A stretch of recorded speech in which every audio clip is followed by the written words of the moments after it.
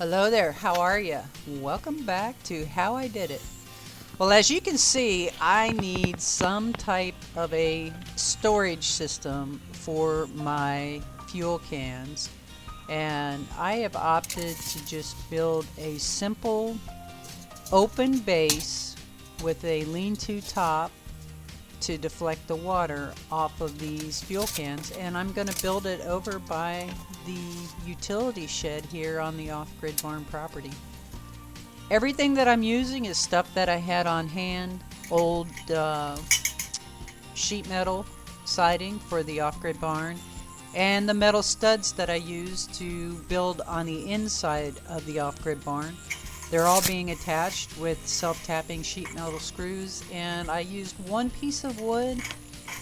It wasn't pressure treated, but it was just scrap wood that I had laying around just to give the cans a base to sit on. Now there's a couple little tricks to working with this metal I've found over the years. When you want to bend it over on itself, cut a little like 30-degree tip off of the corner, as you'll see here. Then it will just fold right in place. You can adjust it to get your square, and then you set your sheet metal screw. The other tip is, and I don't have a clue what I did with these little pinch clamps. You know, they don't hard clamp down. They're spring-loaded pinch clamps, like you would close a chip bag or whatever with. If you pinch those to hold the two pieces of metal that you're going to screw, then you can set that sheet metal screw in there so much easier. If you don't use that clamp, you're going to have to provide that support on the back, especially when you're on the edge like this with your fingers. Keep your fingers out of line of fire of that screw coming through. Yeah, ask me how I knew that one. Alrighty, now the last tip is if you're making any straight cuts, if you make a cut on the sides, then you can actually just bend the piece back and forth, and it will break off or snap off perfectly with a less sharp edge than if you were to cut it with the tin snip itself. And that picture of me doing that is actually coming up in just a couple minutes. And you can also use that technique on the studs as well as the floor track or the ceiling track. Now what I'm working with here is the actual floor track. The studs fit right into this. So when you're building a wall, this would be like the header or the floor plate, header plate, floor plate. And then you'll put the studs in between and screw it into place. And again, if you're just making that straight cut, you make a simple cut on either side and bend it back and forth, and it will break nice, perfect, straight, just a finished edge basically. It's really pretty awesome and pretty easy to work with.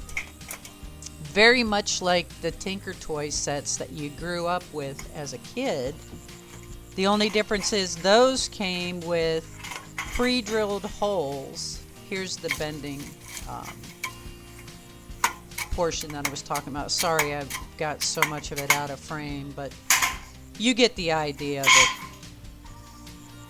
But anyway, so working with this is just like working with your Tinker toys that you had as a kid. The only difference is they came pre-drilled, and on these sets you have to just use the self-tapping screws.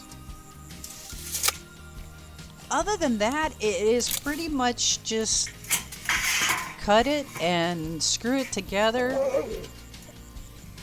Basically the same foundation that you would use for assembling a 2x4 or a wood frame wall, you're going to use for the metal stud wall, except for you're going to be screwing it together with these sheet metal screws. The one place inside the off-grid barn that I did actually use wood as a backer or for support is around the door frames. You know, that's a lot of pressure with holding that heavy door and the door swinging open and closed, the banging, the lock sets and all that. So I did put 2x4 supports behind that.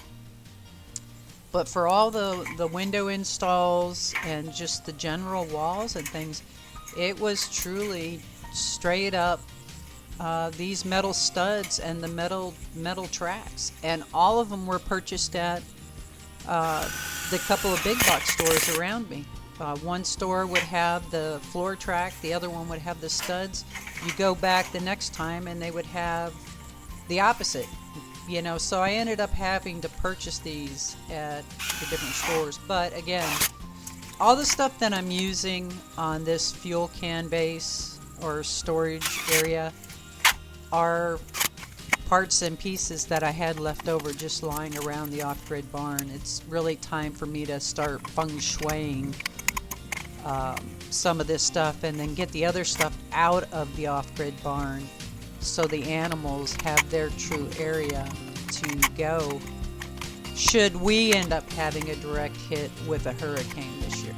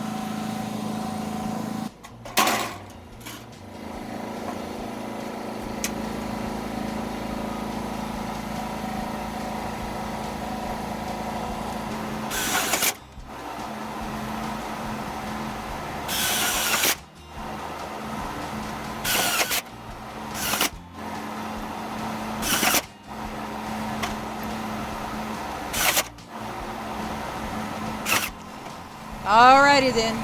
It's not the most perfect setup, but by golly, it'll work much better than that cardboard box. I want to thank you all for stopping by. Have an absolutely wonderful and blessed day. I'll see y'all next week on How I Did It. Take care.